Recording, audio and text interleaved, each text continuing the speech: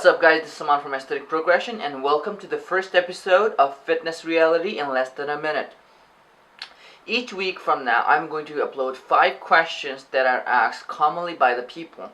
So whether it be regarding nutrition or exercise or the supplementation or anything in fitness and bodybuilding and working out in general, I am going to cover these in my 1-minute sessions. So the reason why I want to keep it 1 minute is I want to be straight to the point and answer your questions directly within giving all that external information. So if you want to know a yes and no, if you want to know what is specific, I'm going to answer specifically to you. So I have 35 questions up to now, and I'll be banging these 5 questions every week. If you guys have more of these questions, feel free to ask them down in the comment section below. But I will post in all 35 questions down, and I'll put in the link for these videos as well. So without wasting your time, let's start the timer, and then let's answer the first question. Now this is probably one of the most confused topics of all time, fat loss and weight loss. So let's talk about body being composed of 2 different substances, okay, for our purposes. So one is being our fat, and second is everything else than fat. For example, water, muscles, blood, tissues, bones, everything else, okay? Now, fat loss is when you lose the specific body fat percent. So if, for example, a normal adult is going to be 23% body fat. If that gets down to maybe 20, 19, 18, that's known as fat loss. Whereas if you just lose weight, you do not know if you're losing fat or muscle, or you do not know where the weight is going off from. So generally, weight loss just means the number that is shown on your scale.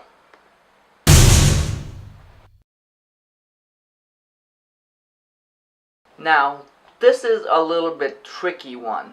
So it all depends upon what did you do before that. Now think about it as your necessity, okay? So if you are working out early in the morning or at the afternoon, you necessarily do not need to eat before bedtime. However, if you are like me that works out late at night, then you do need to eat before bedtime so that you can replenish those muscles, so that you can recover, and that you can perform better. So if you are not working out at night right before bedtime, then you do not need to eat, but make sure that you get enough of the macronutrients during the day. But if you are like me and working out during the nighttime, it is okay to eat during the night. And if you not eat properly before bedtime, in that case, you will not get optimal results.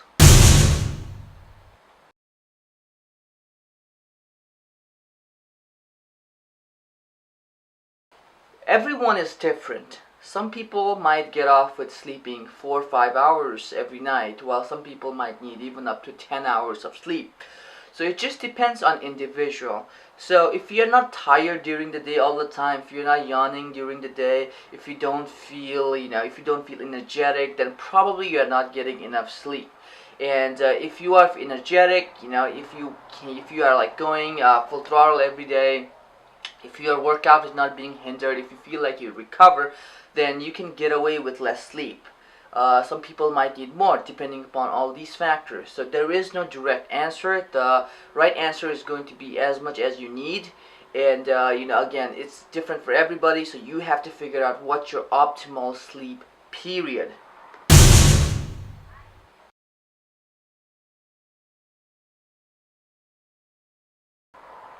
Just like the previous questions, it all depends on you. Just because you trained biceps, say, 2 times a week, it doesn't mean you train with a specific intensity. You might just be doing a couple of curls or a couple of, barbell curls or dumbbell curls or some kind of, light 3 sets of 12 reps. Or you might be doing 5 sets of 5 exercises, 5 sets of 20 reps. So it all depends where you're coming from. You can train a body as many times as you want, as long as you recover.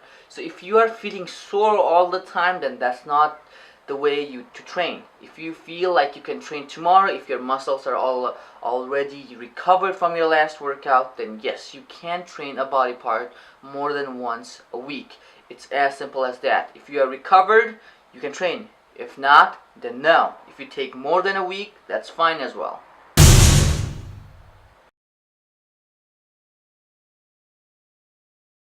If you think calories are calories, then answer this question to me. Do you think 100 calories from an apple equals 100 calories from chocolates? The answer is going to be no. Why? It's because of its nutrient density. It's the amount of vitamins, minerals, calcium present in the food. Also, the amount of carbohydrates, proteins, and fat balance present in food. Just because a food consumption gives you 100 calories doesn't say that where the calories are coming from and are those calories necessary for you. Okay, so you have to eat nutrient dense food, get those calories from whole nutrients dense food so that you can get optimal results, so that you can get maximum vitamins, zinc, calcium, and everything else. So calorie is not equals to a calorie. So that's it for the 5 questions for this week. Hopefully this type of video helps you guys. If you have any questions, again, make sure to ask down in the comment section. Also read down on the description what type of questions I have posted for the future so that you guys can subscribe and anticipate that question. I'll see you guys next week with this episode number 2. Bye bye.